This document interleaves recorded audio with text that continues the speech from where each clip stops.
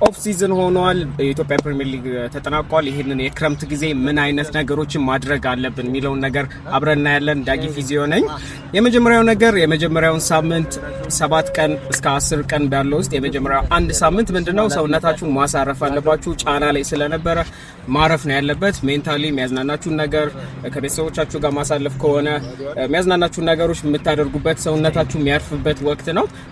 እረፍት ጊዜ መስጠት ነው። ከዛ በኋላ ደግሞ ክፍተቶቻችሁን የጥንካሬ ችግር ካለ የስፒድ ማሻሻል የምትፈልጉትን የእናንተን የክፍተቶቻችሁን የምትሰሩበት ጥሩ ጊዜ ነው የመዘጋጃ። እንዲሁም ደግሞ ስትሬንግዝ ትሬኒንግ በጣም የምትሰሩበት ታይም ነው።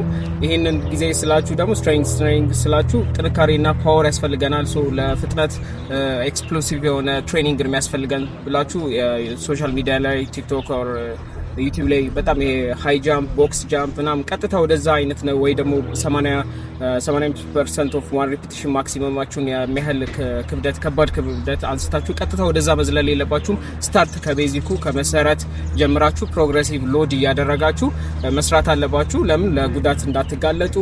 ስትሬንግዝ ትሬኒንግ መስራታችሁ ደግሞ የሚቀጥለው አመትም ለጉዳት እንዳትጋለጡ ይረዳችኋል። አመሰግናለሁ።